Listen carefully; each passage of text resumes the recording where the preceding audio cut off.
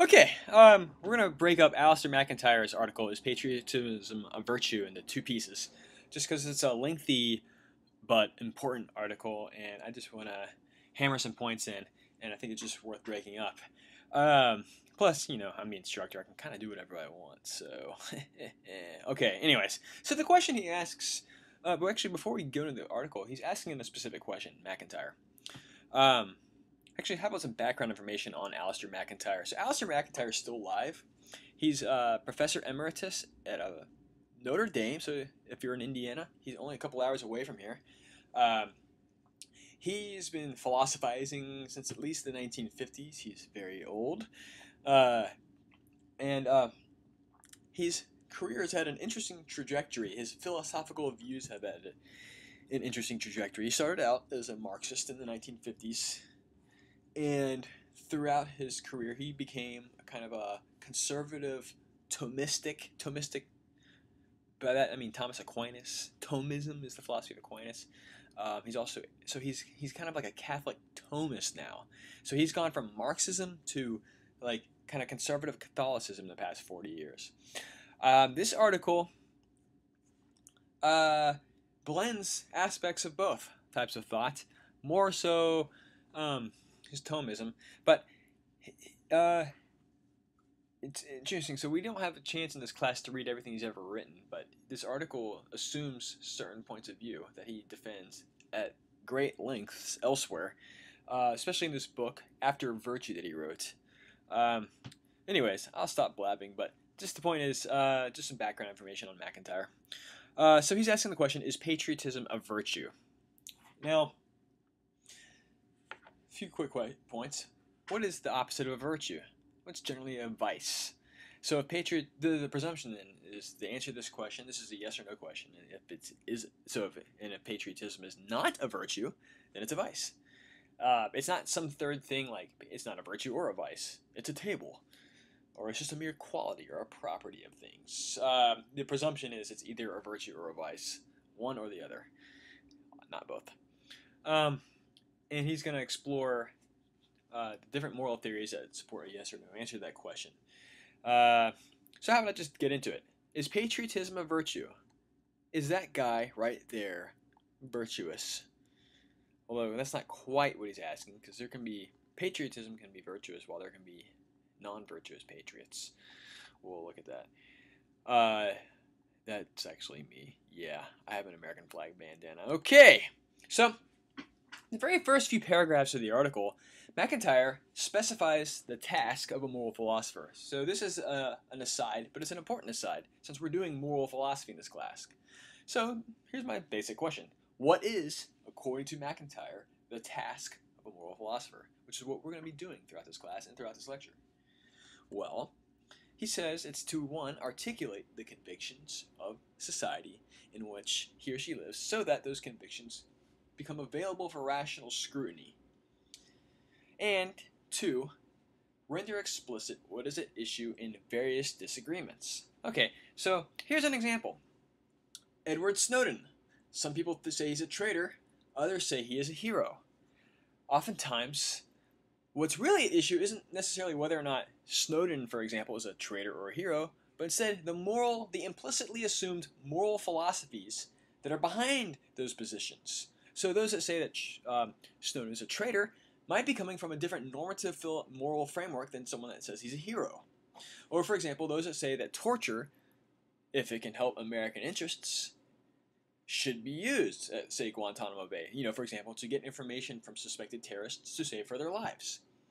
Oftentimes, what's really at stake is a kind of consequentialist moral framework. On those that say that torture should not be used, that it doesn't matter how much good intelligence you get from terrorists, torture is just wrong, it violates a fundamental human right, those are generally coming from a non-consequentialist or a deontological framework.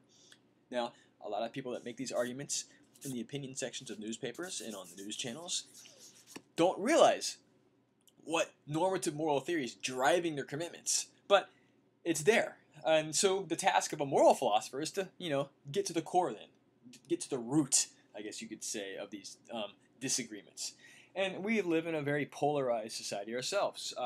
So we not just a politically bipartisan society with Democrats and Republicans, because there's also third parties. But there's a polarization of religion between religious people and non-religious people, and then within religions, and then religion can be polarized politically between liberals and conservatives. I can think of many other types of polarizations, not necessarily like sports team rivalries, but there's lots of just disagreements, and a lot of these disagreements, these polarizations, could be possibly traced back to these kind of core philosophical or moral assumptions.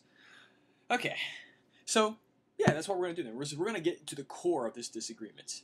And the disagreement we're looking at today is patriotism versus not patriotism, whether it's a vice or a virtue, and just what the hell is patriotism. So, I note though, MacIntyre, and especially in this article, he's going to claim.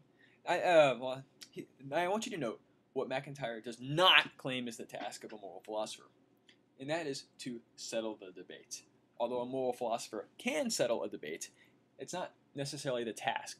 Just bringing out the core assumptions to light that weren't kind of exposed beforehand is progress, philosophical progress. Settling who's right, of course, if you could actually do that, there'd be further progress, but just doing that alone is a worthwhile task for the moral philosopher. Okay, so yeah, you don't necessarily settle the debate. So yeah, liberals win, conservatives lose, or vice versa. So MacIntyre writes, "For it is quite clear that there are large disagreements." All right, we're going to move on to the nature of patriotism now. We've talked about what a moral philosopher does.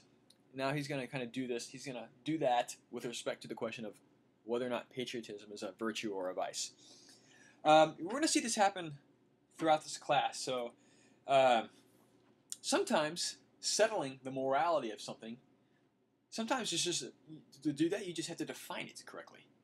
And then the moral status of that is just implicit in the definition. So unfortunately, we're not going to do this for the summer semester because it's so short, and 8 weeks isn't enough time to cover everything. But like in the regular spring and fall class, we do a unit on terrorism.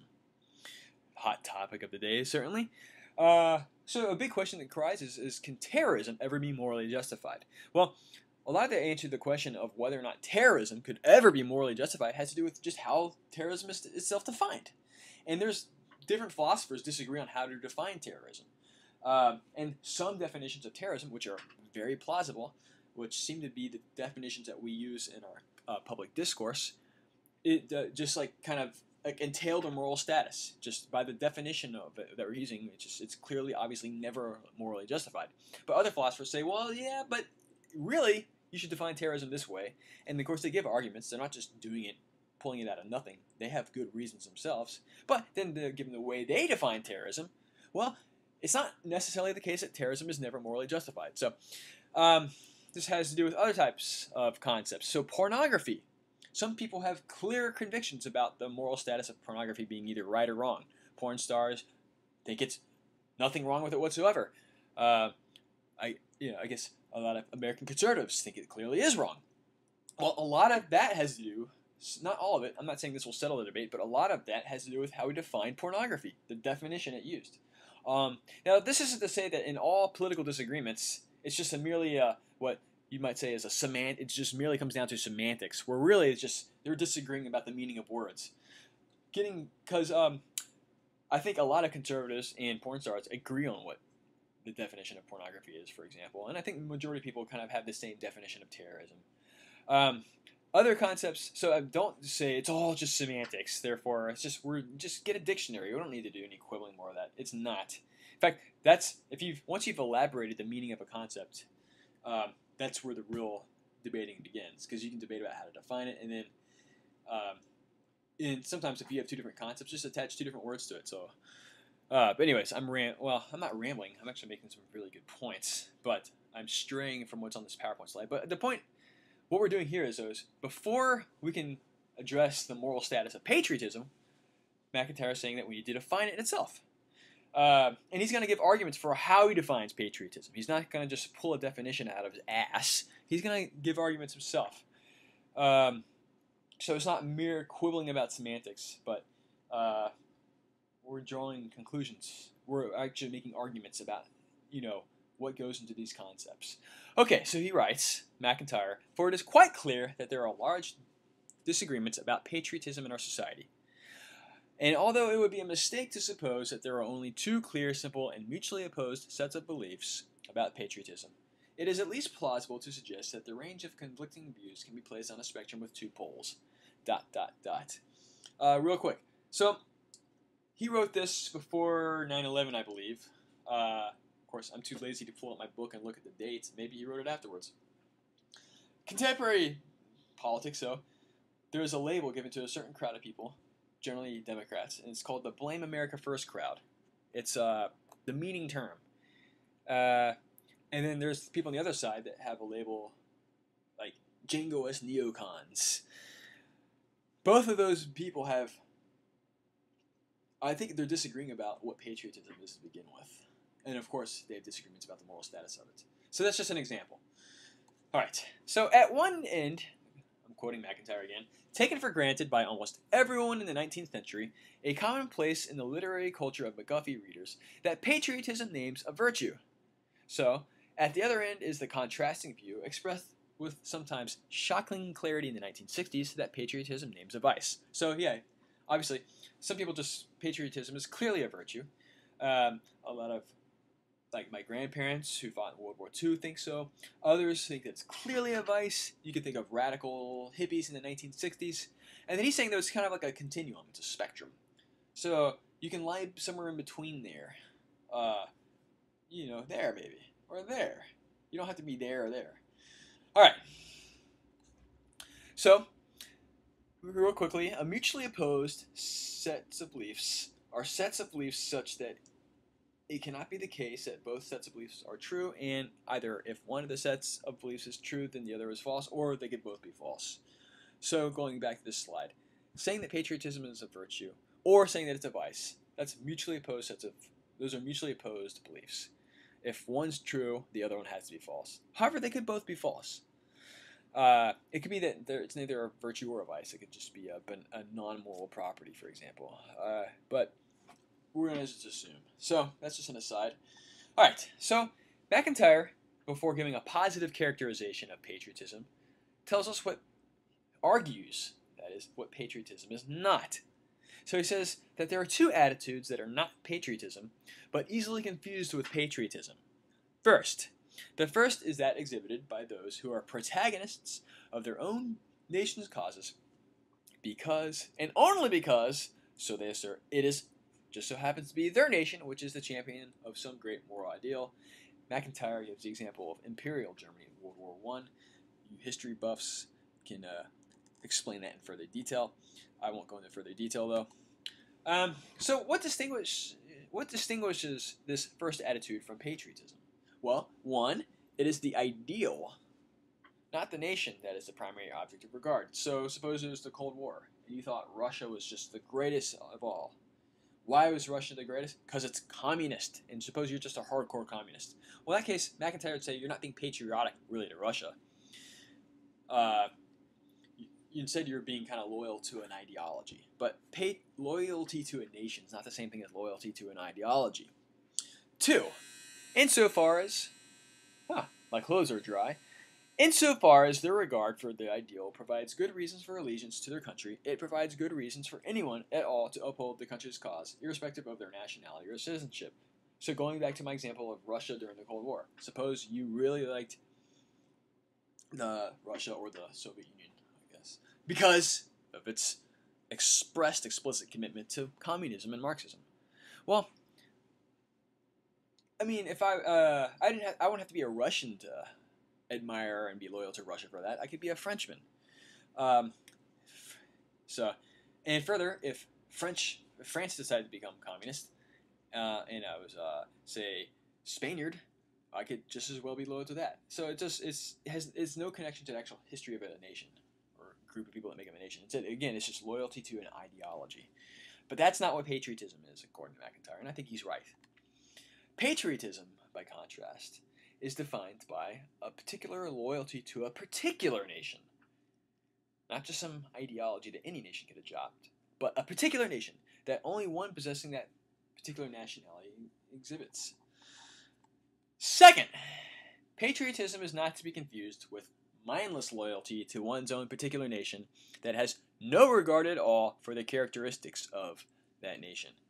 So, while it's not just so you can be loyal to your nation, but not mindless loyalty, according to MacIntyre. So, you could be patriot, according to MacIntyre, you could be a German patriot in World War II, but not be loyal to the Nazis that were currently in control in Germany during that time. In fact, a lot of people that fought against the Nazis, that were Germans, perhaps did it out of a professed patriotism to their nation. It was for the good of Germany to get these Nazis out of power, no matter what. I think there were probably a lot of heroic Germans that did that. So again, it's not mindless loyalty to your nation. Whatever government's in place, whatever person's in power, whatever ideology your government's adopting, whatever policies are in place, whatever. That's not what patriotism is. So let me kick down a little thing to you that our founding fathers kicked down to me. It goes, don't tread on me. And right now, you guys are treading all over me. D, let's roll. I don't want to go with you. What? No, come on. You're my actor. I need you. I know, but you're so bad at protesting. Come on, D, you're my actor. I don't want to go. Come on. Now you're treading on me. I'm not treading on you. Yeah, you are. You're treading on me. No, I just You're don't not wanna go. supposed to. I don't want Are to you go. kidding me? No. Is everyone going to tread on me? Oh, my God. Okay. Okay, I'm gonna rise up, I'm gonna kick a little ass, gonna kick some ass in the USA, gonna climb a mountain, gonna solo fly, gonna fly on an eagle, I'm gonna kick some butt, I'm gonna drive big trucks, I'm gonna rule this world, I'm gonna kick some ass, I'm gonna rise up, I'm gonna kick a little ass, rock, flag, and eagle. that's not that either. Okay, so instead, according to MacIntyre, patriotism is a regard for the particular characteristics and merits and achievements of one's own nation.